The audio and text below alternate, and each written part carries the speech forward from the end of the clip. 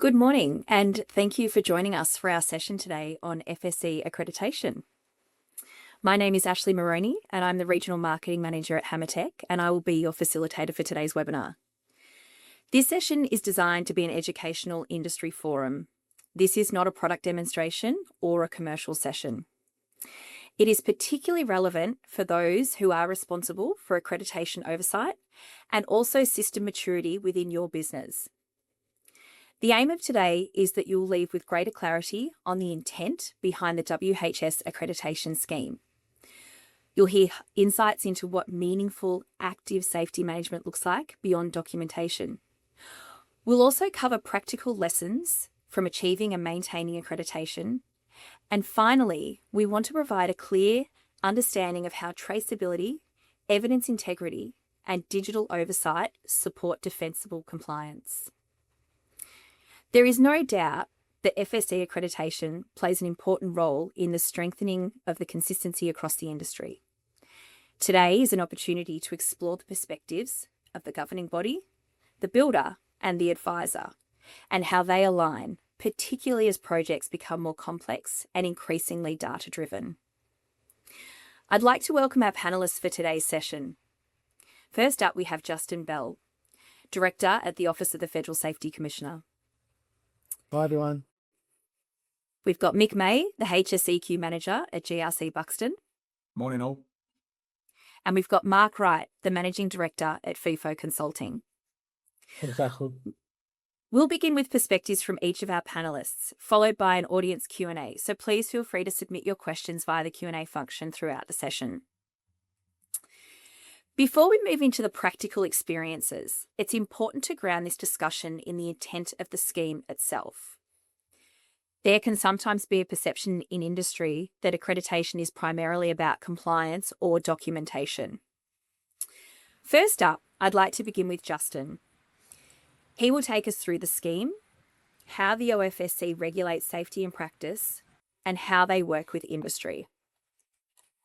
Okay, over to me. Good morning, everyone. My name's Justin Bell. I'm the Director of the Strategy and Engagement team at the Federal Safety Commissioner.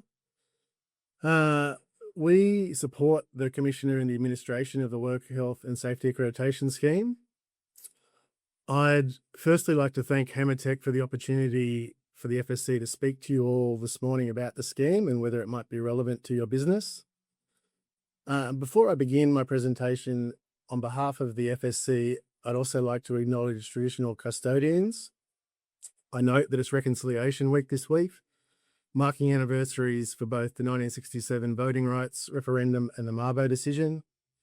Here in Canberra, traditional custodians are the Ngunnawal people, and I extend that same acknowledgement and respect to custodians of lands across Australia where you're joining us from today. So what is the scheme? The scheme was created as a response to reports that were coming into government about unacceptably high rates of injury in the construction industry. The government responded to that by deciding to use its purchasing power, basically as a major investor or buyer in construction, using that power to try and positively influence WHS outcomes across the sector. That was the core singular purpose then, and it remains the same purpose now. The scheme commenced back in March of 2006, so we're proudly marking 20 years of operation this year. We've got over 600 individual accredited companies working across all types of construction, and we've got all sizes of business from small family businesses to tier ones. If you've got that accreditation ticked under the scheme, you're eligible to be a head contractor on construction projects that are funded by the Australian government. So that includes directly funded stuff like office buildings or defence bases, or indirectly funded stuff if the government's contributing some kind of grant or loan to a building or working together with the state government.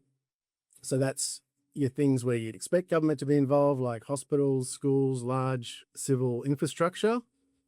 But I think it's also fair to say that recently there's been an increase in government expenditure into areas like residential housing, moving into social and affordable housing. The requirement to use an accredited builder kicks in above certain financial thresholds. So above 4 million when it's a directly funded Australian government site, and above 10 million if it's indirectly funded. There's more detail behind those thresholds, but I've just given you the headlights there. Over the last 2 decades we've been operating, we've overseen thousands of building contracts with values at over 300 billion. The scheme has been helping lift safety standards on nation-shaping projects from Western Sydney Airport, light rail projects, WestConnex, the Bruce Highway upgrades, and the National Portrait Gallery. Holding accreditation under the scheme is the highest level of construction safety in Australia. It means you've proven to an auditor in an on-site audit that you can meet the standards of accreditation. So it's more of a positive test of your WHS management systems than the minimum standard approach of state and territory regulation. So this slide talks about the 2 ways that the scheme regulates. It puts obligations on government about the builders they use, but we're not talking to government today, we're talking to builders. So I'm going to talk you through what is needed from a builder's perspective. It boils down to demonstrating that you've got a strong and well-documented WHS management system. When your application is started, the WH system is assessed by in a desktop audit by a WH expert. These are federal safety officers, or FSOs. The FSO will then do an on-site audit to test the WHS MS in practice. We'll go into that in a little bit more detail in my presentation. A typical process takes around 12 months and is only granted when we're happy that a system meets our standards. Once accreditation is achieved, the builder will then have regular maintenance audits and regular reporting requirements to the OFC. I want to spend a bit of time talking about why accreditation is beneficial. We're not a newcomer. We've got 20 years of data since the scheme's been launched. It's not news to anyone to say that construction is one of the highest risk injury industries in Australia, and it's got dozens of fatalities each year. At the FSC, we're looking to use the scheme to drive higher safety standards with the aim that more construction workers go home safely every day. A critical data point is that scheme accredited builders have less than half the fatalities of the broader industry. Our data also tells us that scheme accredited builders pay less in workers' compensation premium rates over time, and that the longer you're in a scheme, the higher the reduction in workers' comp. We also know lost time injuries occur on scheme accredited sites at a lower rate than industry average. And if you've got fewer lost time injuries, you've got fewer stoppages. The FSC covers all the costs of audits and there's no fees to apply for accreditation. We do surveys of our companies each year to get them to tell us their experience with the scheme. We are very diligent about making that census anonymous. So they're not telling us what they think we might want to hear.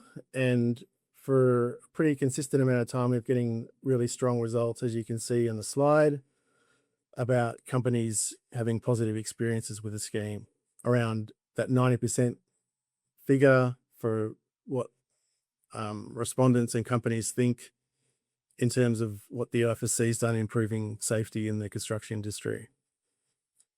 Just going to move now into the detail of the auditing process, some common misunderstandings, and what sort of evidence the scheme is looking for around audits.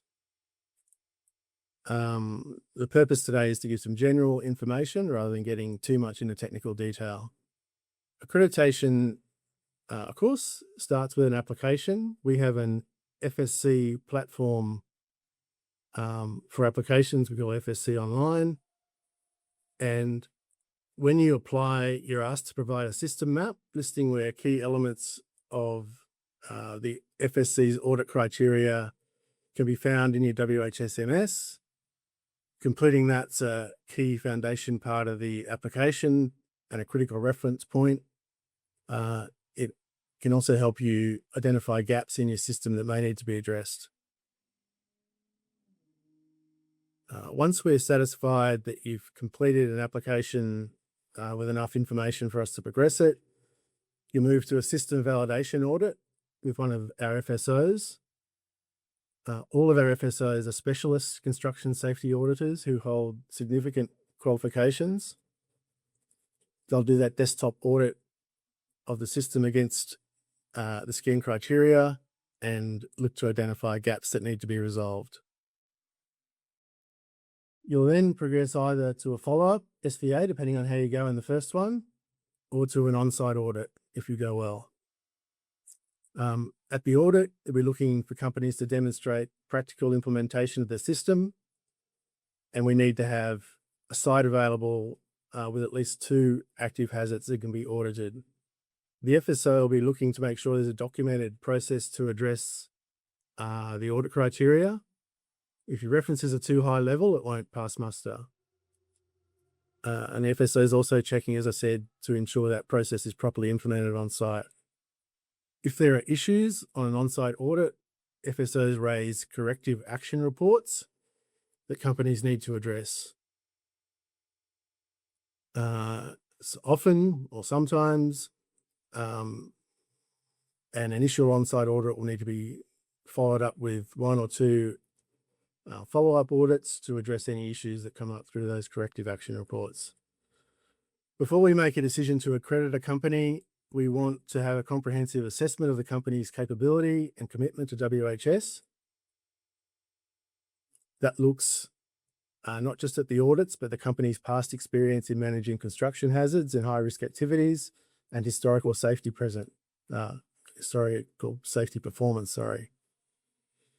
Accreditation is granted first for 3 years, and usually you start with a medium risk rating. Once you're accredited, you need to regularly report to the OFSC, and compliance actions can arise as part of our assessment of companies that are on our books. So around time frames, it usually takes about 12 months to get accreditation. That figure is impacted by variables like the company's maturity, how strong the system that's in place is, whether a company's been around for a long time or just starting out. And another key factor is just how committed a company is to the accreditation process. So we often have delays where companies don't get back to us for long periods because they're not prioritizing or progressing accreditation. And that factors into the 12 months average time. Accreditation is a really detailed process because unapologetically our standards are high. The government's expecting strong safety performance on the sites that it funds and the companies that are accredited under the scheme. Other steps you can take to move the process faster are making sure that senior management are briefed and notified before on-site audit happens, responding quickly to the OFSC requests, making sure you've got sites that can be audited, and the system map issues I talked about earlier. Throughout the process, the FSC considers your safety management systems against our audit criteria. There are 31 current criteria, including 6 WHS criteria on things like HIRAC. There's focus point criteria on things like senior management commitment to safety and whole of project consultation. And there are hazard criteria focusing on high risk work, including working at heights, temporary structures, etc., etc. There's a QR code there that goes through to our audit criteria guidelines document that unpacks each individual criterion. The overall criteria are scalable. As I said, we've got small and large businesses. We don't expect a tier 1 company to have the same system as a medium or small company, and we will audit you based on the work you're actually doing, rather than expecting people like smaller business, for example, focusing on housing to have tunneling or safety systems for things they're not actually doing. We're supporting a couple of government priorities at the moment around building. So we have dedicated fast track processes around affordable and social housing through the Housing Australia Future Fund, and contributing to closing the gap initiatives through Supply Nation. If you meet either of those criteria, you can raise this with us about ways that we can fast track our processes. So accreditation is significant, and it comes with some maintenance requirements. Once you get accredited, you need to keep meeting the conditions of accreditation. That means things like lodging incident reports, lodging biannual reports, and contract declarations, and doing so in a timely way. The FSC needs to see those reports to manage the maintenance of accreditations, and it factors into compliance action if companies are regularly not providing reports on time. We also have a serious incidents investigations team within the FSC that will look at fatalities and identify ways to try and prevent future reoccurrences in the future. So all that stuff, data, audit results, company engagement with the scheme, all together inform the company's risk rating, which in turn informs how frequently maintenance audits are conducted. So obviously the more risk there is, the more we audit; the less risk, the less we audit. One element of accreditation I'll touch on is that one of the requirements for accreditation is that companies agree that once accredited, they'll use the same system on all work sites where they're the contractor. We do that around maximising the leverage of the scheme, as I said at the outset, about trying to improve WHS across the industry through the government's buying power. This is an issue that sometimes builders see as an issue around applying, but there's a marked contrast between that and companies that are on the scheme that consistently give us feedback that it makes sense to just have one system across their sites, and that they appreciate sort of working to the stronger standard of the scheme. It's okay for there to be slight differences if there are differences on the project, and we can, if there are some specific individual issues with you applying, we can take that into account in some cases around some grace periods about moving to the single system. So that brings me largely to the end of the process. There's some references up there to things that you can look at on our website if you're interested in learning more about what's involved. We've got videos of builders that are talking through their experiences. So instead of hearing from a public servant, you can hear from a peer about how the process went for them, what their expectations were, and what the reality was. We've got webinars, and we've got traditional fact sheets. So that brings me to the end, and I'll hand back to you in the studio, Ashley. Wonderful. Thank you, Justin. That provides a really good, strong foundation and good context setting for the rest of our discussion today.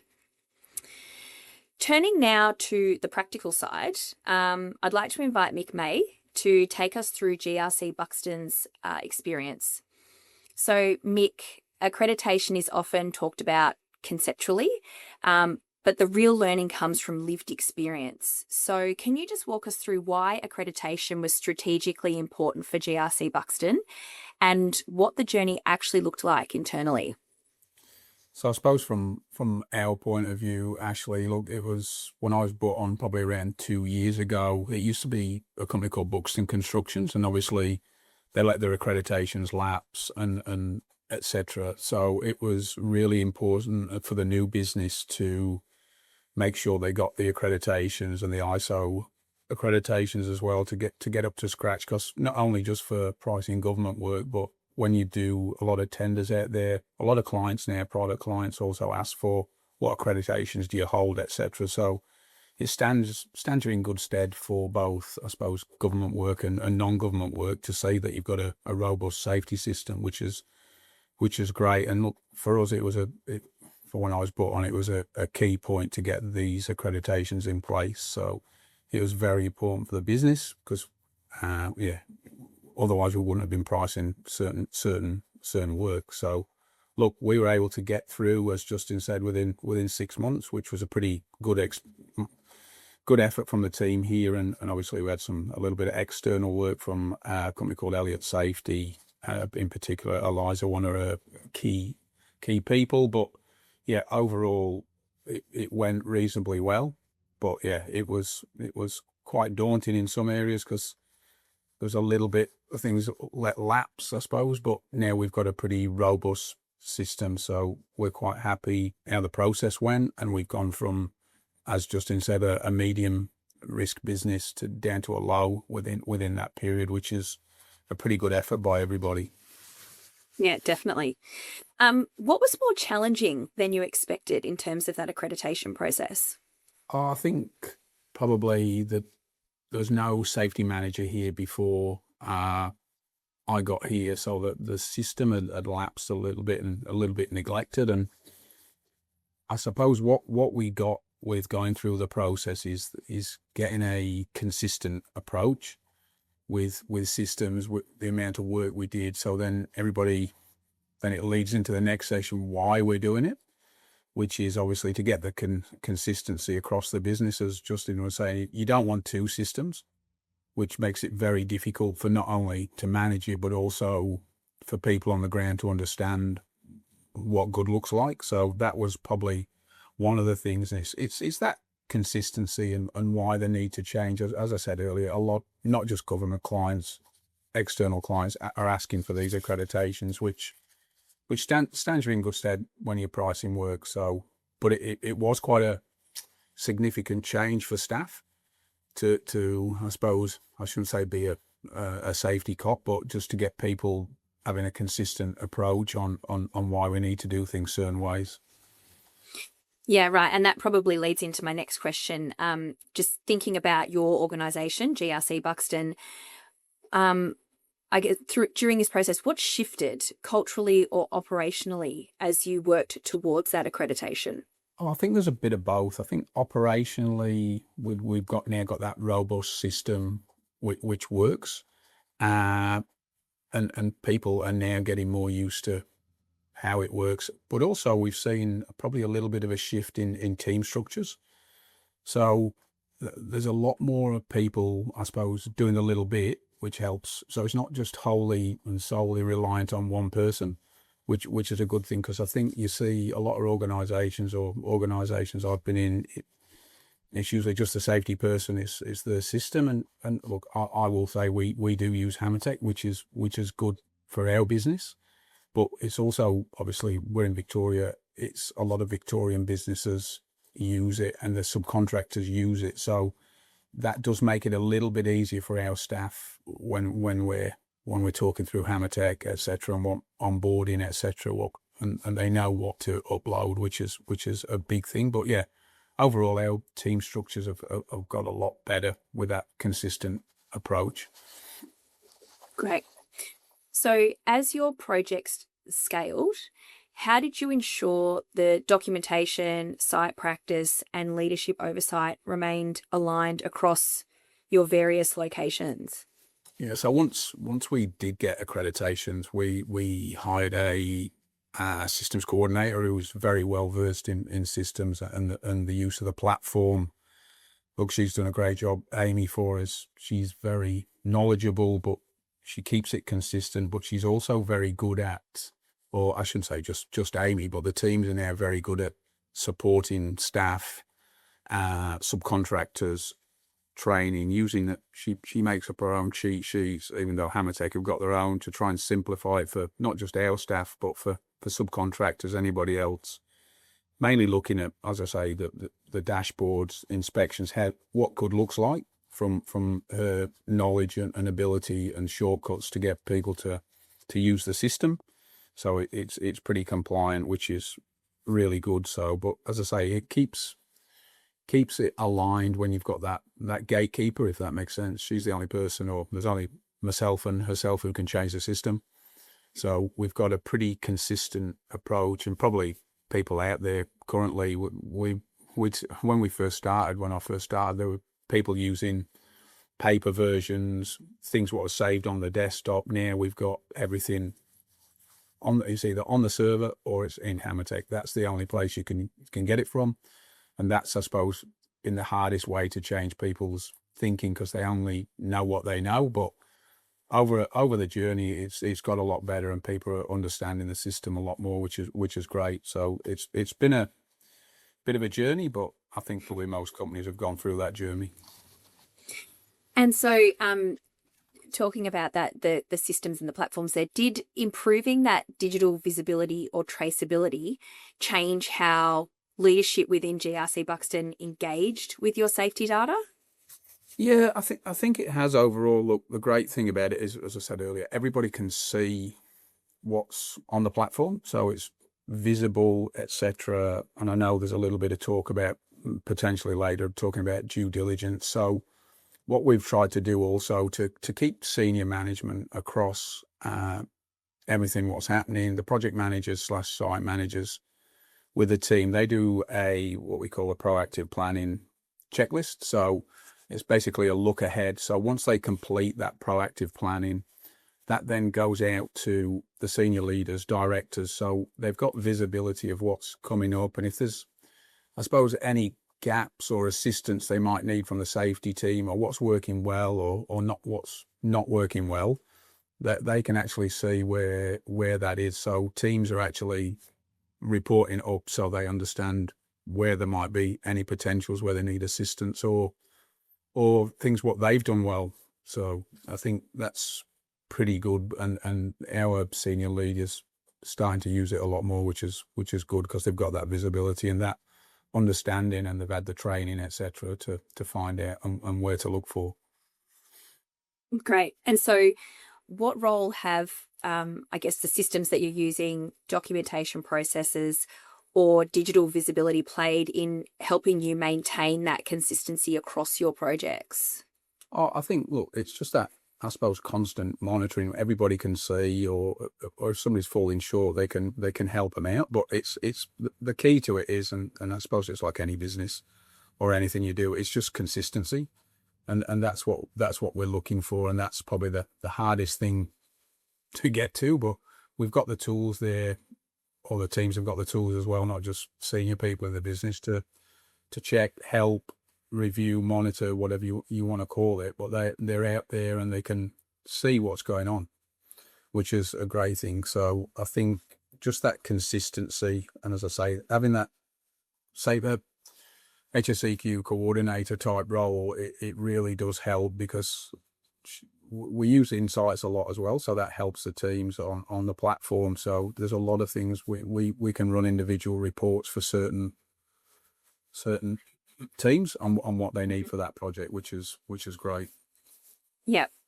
And so I think you partially touched on this just now, but how, now that you are accredited, and that has been achieved, how do you ensure that it doesn't become static in your business? Oh, look, I think in safety itself, it's never static, because there's potentially legislation change, codes of practices, Australian standards, industry standards, ISO standards, etc. There's a lot of things what do change, or if there's been an incident, there's always learnings to have to review your system and just make sure that it aligns. So what I'm saying about that is, even just last week, the scaffold industry standard changed just in relation to the maximum height of steps. So that's a thing we've picked up on. Our systems coordinator will put that in our certain checklist to say that that's in there. So it's always, I suppose, moving. We're always looking at it. Also getting suggestions from the floor. They might have a better idea, or they might want some additional content, what might improve the system, or strip it back a little bit if there's some things what's potentially not user friendly. So I think that's way we keep it moving, and people talk about it all the time, and we've got our own, I suppose, section where our systems coordinator can see what people are suggesting for certain activities we do, which is a good thing. So that line of communication, keeping it open between projects and senior management is a good thing. Yeah. And so you mentioned Amy, your HSEQ coordinator. So I feel like that's probably something that you've implemented to maintain momentum. But how do you maintain momentum and embed it into your day-to-day project delivery? Oh, look, I think you're alluding to it earlier. It's a lot about the data you can see, and like I think Justin alluded to earlier, once you start getting some reasonable data, then you can see where you may fall short a little bit, what to look at, whether it be auditing, inspections, certain activities, what are not going so well or what are going well, the KPI trends. I think what we've got to probably, and I think most businesses suffer from it, I think, is that tick and flick mentality. You want that detailed approach. You're better off having detailed information than the tick and flick. And you can see that through just monitoring certain types of data, which you want people using that system and giving some, whether it's positive or negative feedback, you want to see what's going on. Because I think probably sometimes safety's seen as that, I suppose, stick in the mud type. It's negative, but what about the things what people do well? Because you should be celebrating that they are doing the right thing. They're getting some good information, and subcontractors or project teams are performing well in certain areas. Excellent. Great. Thank you, Mick. That practical lens is really valuable and helps shape this discussion. Thanks, Ashley. All right. So we've heard from the office about the scheme. We've heard from Mick's insights from the practical sense. Now I'd like to invite Mark to the conversation from an advisory standpoint. So, Mark, you and FEFO have supported multiple organisations through accreditation. What patterns do you consistently see across contractors who are beginning the accreditation process? Yeah, look, I think it's an understanding, and it's not because organisations are not capable. It's just really understanding the intricacies of the audit criteria. I mean, the scheme itself it's highly prescriptive, rightly or wrongly. So really understanding and being able to interpret the scheme requirements to fit your organisation is super important. Often that's, if you appreciate, there's a readiness to get accredited. So that's designing the system, making sure that the system is ready, the application itself, and then the ongoing maintenance. And there's often pitfalls across those three areas that many organisations don't know until they're made aware of them.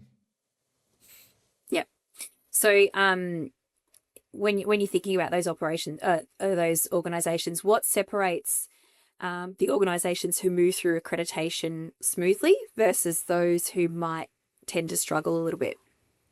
Yeah, so in terms of getting the management system and the organisation ready, understanding the context of where you are as an organisation is super important.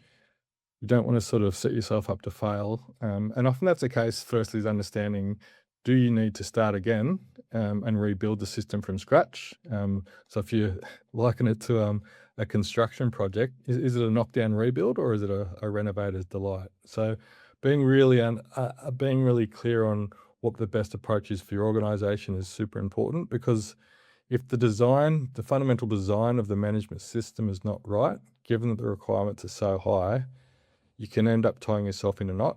So understanding first the right approach that suits your organisation is super important, and then getting the design of the management system right also enables the ease of implementation. And when I say design, that could be the hierarchy of documents.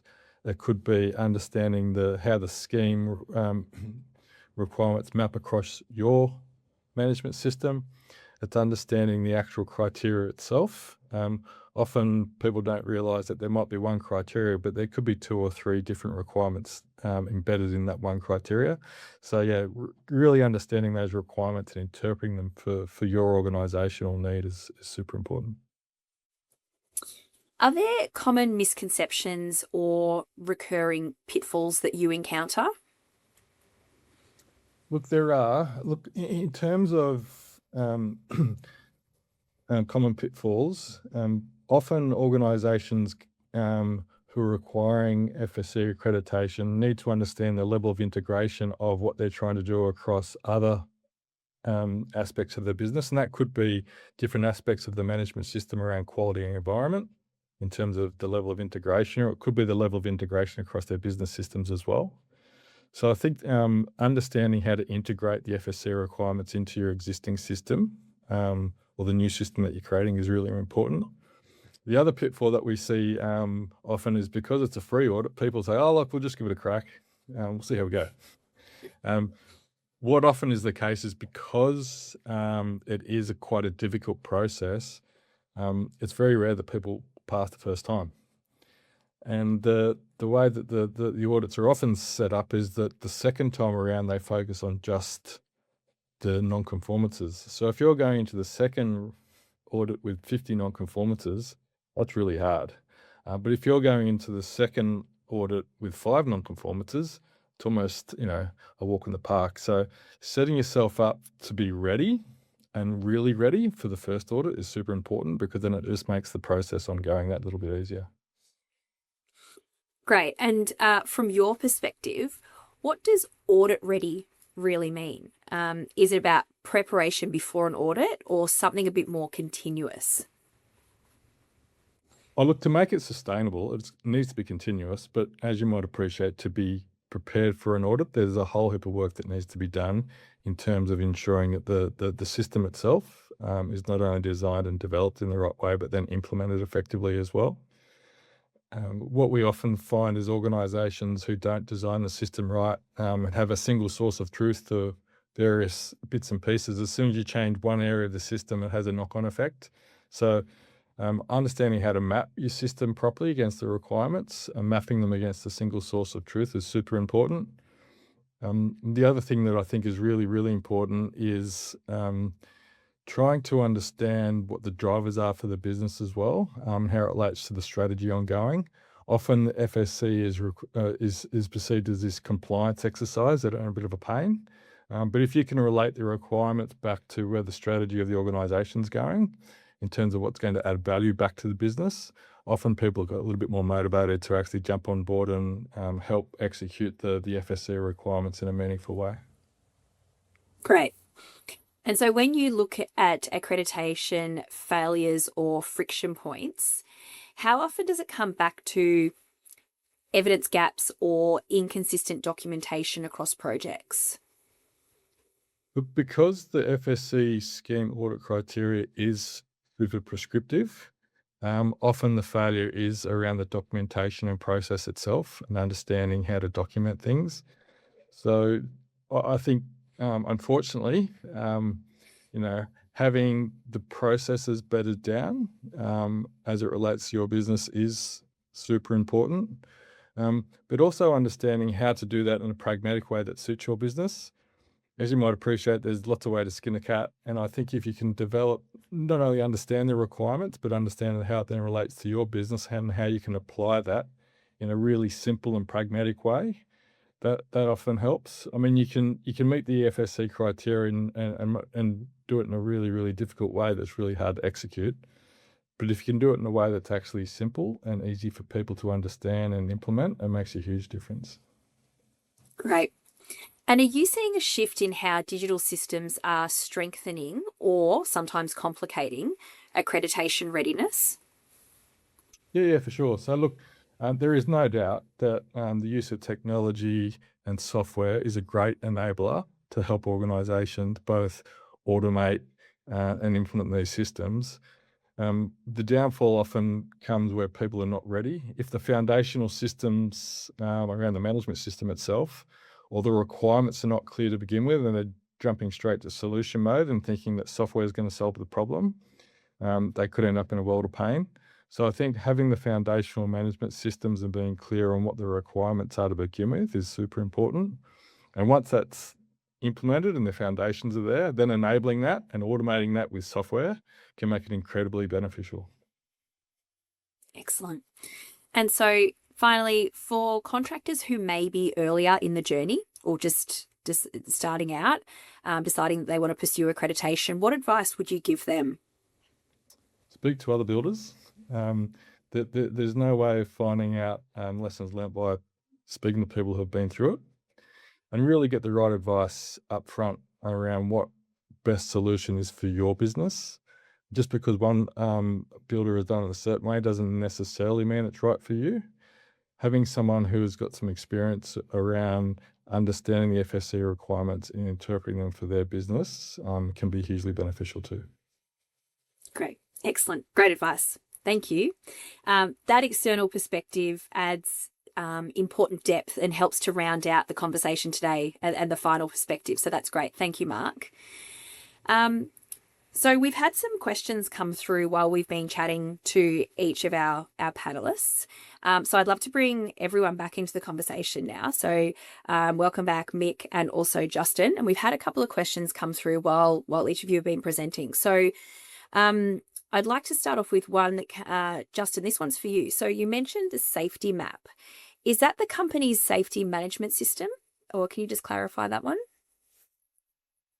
Yes. So we want them to be able to, when you talk about a map, to map their system towards our audit criteria, Excellent. basically. Yeah. Mhm. Mark, you might Okay. wanna add more to that if you've got a... Yeah, look, I think I mentioned the word mapping as well. I appreciate there's a mapping exercise in readiness for the FSC audit against their audit criteria. Some organisations do other mapping in terms of the internal mapping of how the different documents, the document hierarchy, relate to each other. Internal mapping of the management system itself. And so, yeah, there's different ways that you can sort of map both your management system against external requirements, but also internal mapping itself. And we find understanding how the documents relate to each other is super important when you go and change the system, because there's often a knock-on effect.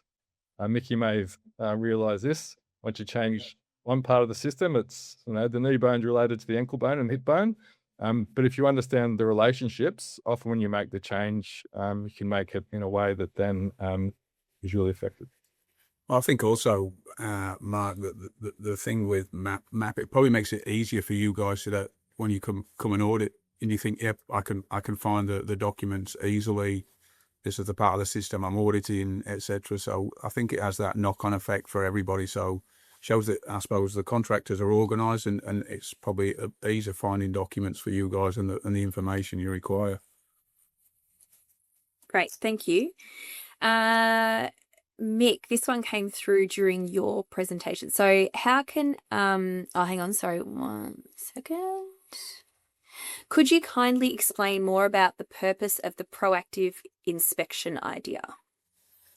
So look, and I think one of the backup questions was in relation to due diligence. So I suppose the reason why we do that is because, look, you want something quite snappy and short for senior leaders to understand what's happening on each project. So whether it's what high risk work we're doing, what they're planning, what tools they use to plan for work or what's coming up, that's why we use that proactive type checklist. So, and if they do need assistance, whether it's from the safety team or from senior managers, they've got an understanding why they need that. And then I suppose directors, senior managers can allocate resources to assist project teams in that way. So that's why we use that proactive type role. So everybody, there's no secrets, everybody understands what's happening on the projects. And look, I'm happy to probably share the questions we use at some point if somebody wants them. There's only about half a dozen. We don't try and make it too onerous. We try and keep it quite simple. Yeah. Great. Mick, another one for you. Oh, sorry. Yeah, Justin. That sort of ties into a couple of themes in Mark's presentation as well around the importance of attitude and the proactive attitude that companies bring to the process. So I think Mark talked about companies that sometimes see it as a ticker box exercise are going to have a more difficult process than companies that are fully engaged and see it as a cultural shift forward towards safety. And if you've got that senior management proactive stance, that's a big part of the intangible way that you can get accredited faster. Great. Thank you. Mick, another one came in for you. So how can your system or HammerTech help with a high level risk assessment after mapping the criteria to the OFSC? Oh, look, our risk assessments is a standalone. We don't use that through HammerTech because obviously it's quite a diverse document, and as Justin and Mark alluded to, there's multiple areas for risk assessment. So it is ongoing for our guys. So we don't use that through HammerTech, but that's the thing we use when any changes we make on a project that gets issued out to subcontractors, so they can see what we're looking at, and they can adopt their swims to suit that risk process or that specific hazard on that project. So yeah, we use it separately to HammerTech, but it is stored in HammerTech once it's completed. However, yeah, it's that sharing of information, and it's key to anything you do, I suppose, in safety, is that sharing of information. Yep. Great, thank you. This might be for Justin or Mark. So we require WHS accreditation to comply with a Commonwealth Authority contract. We are not a construction company. We are primarily in rail systems, but do engage civil subcontractors. Would we be able to get accredited? That's probably Justin. You have to be able to present a site that has hazards that can be audited, and it's the head contractor that needs to be audited. So the highest person in the chain that's actually doing work that can present a site. So that, I'm not sure of your exact structure there. If that's you, then yes, you can be accredited. If that's underneath you, then it's the person underneath you. Great. Thank you for clarifying that. HammerTech calls an NCR an observation. Will this be a problem during an audit? Mark or Justin? Mark, you've worked on audits, obviously. Look, I think the terminology itself is probably less of the issue in terms of what HammerTech calls an issue, an action that needs to be resolved. The way that the FSC auditor interprets that requirement will determine whether it's a major or minor non-conformance, regardless of what the terminology is used by HammerTech or the organisation itself. Mm-hmm. Great. So from each of your perspectives, what does strong evidence integrity look like? So Justin, we can start with you if you like. Well, for me, I think it comes down to, I'm going to repeat myself, it's a little bit about culture. You know, if you've got a company where safety isn't a ticker box element, it's embedded in what you do. It's something that you want to improve, and you want to make sure that you're striving to have your workers come home safely every day, then you're going to do better with that cultural element embedded than if it's ticker box. That's sort of my main hobby horse, if you like, is about improving safety culture. Mm-hmm. Mark? Look, I think having evidence that relates directly to the audit criteria, both as it relates to how the processes are developed, evidence of records of implementation of whatever the requirement is, and then the follow through as it relates to any sort of corrective actions or feedback loops, and showing how the system then manages that whole process end to end is super important. And Mick? Yeah, I think like what Mark and Justin have said earlier, it's actually that detailed approach rather than that ticker box. You want people to fill out certain, forms, checklists, inspections, whatever you want to call it, is put details, maybe even put, like, for instance, like when we do task observations, put a worker's name. Who have you checked? Has he got a construction industry card? Has he got the high risk work license? Have you checked? Who is it? Who have you had interaction with? Which is that people side, that proactive side.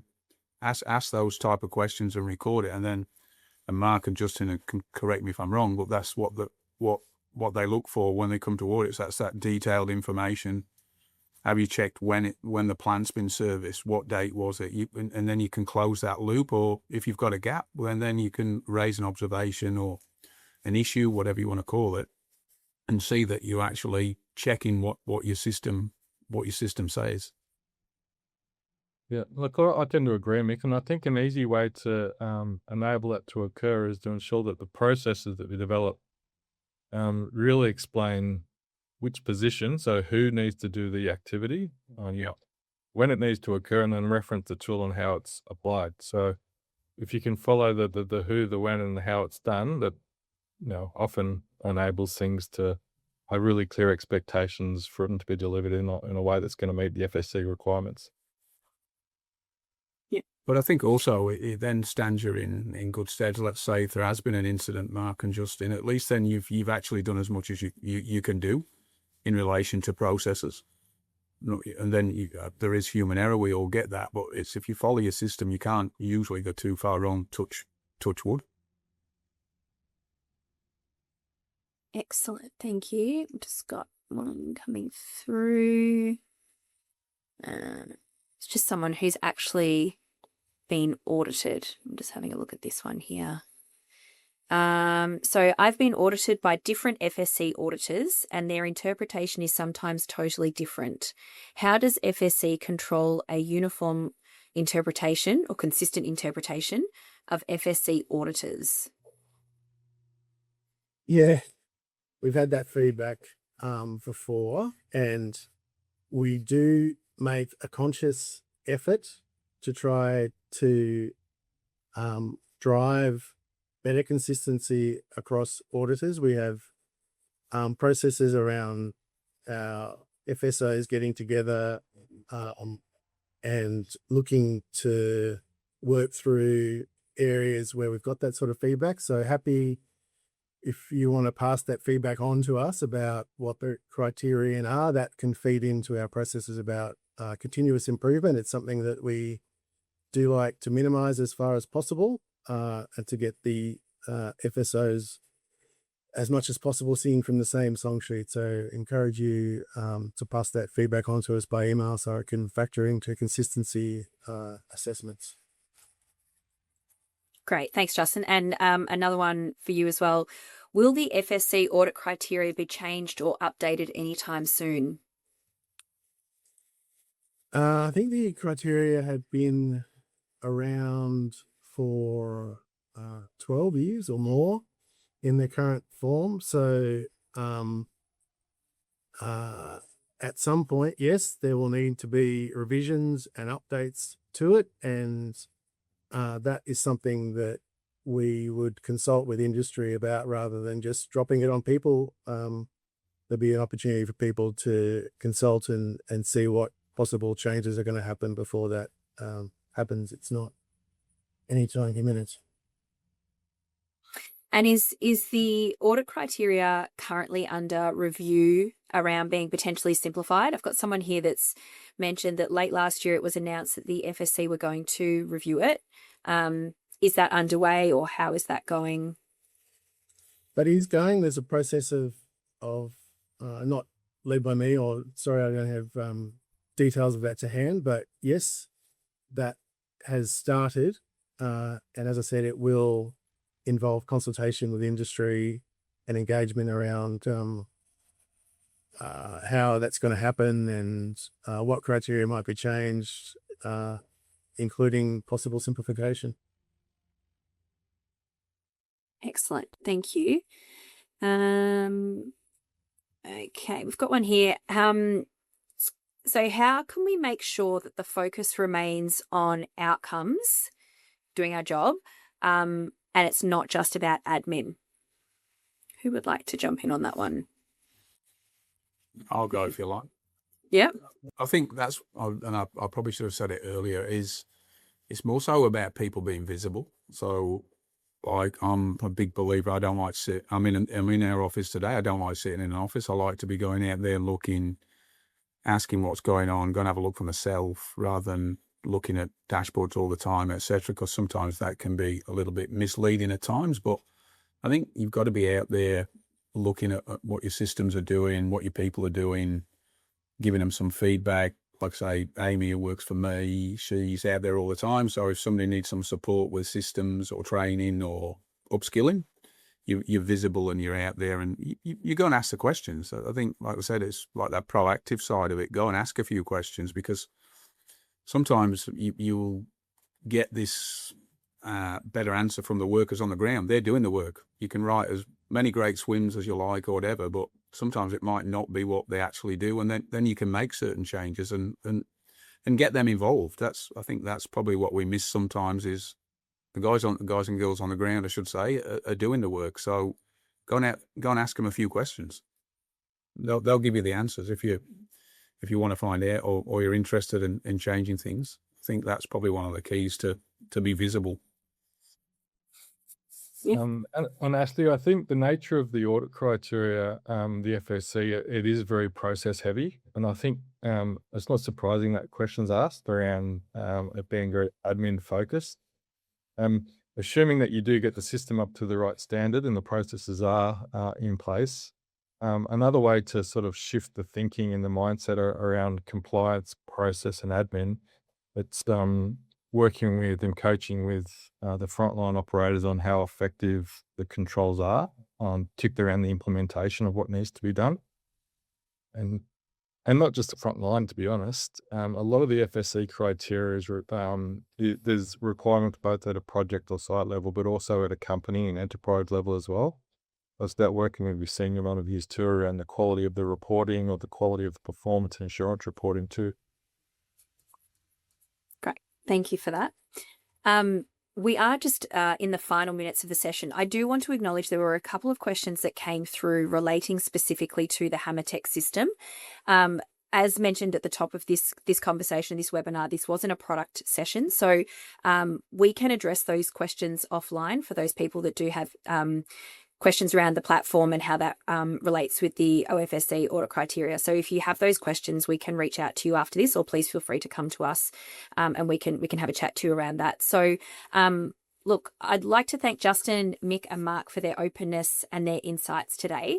FSC accreditation is not simply a compliance exercise, as we all know. It's a mechanism for strengthening system maturity, leadership oversight, and ultimately ensuring safer work sites so that everyone goes home safely every day. We appreciate the opportunity to host this discussion and to bring together the governing body, industry and advisory perspectives in one forum. A recording of this session will be shared via email over the coming days. And on behalf of Justin, Mick, Mark and HammerTech, I'd like to thank you for your time today, for joining us and also your engagement. And we hope you have a wonderful day. Thank you very much.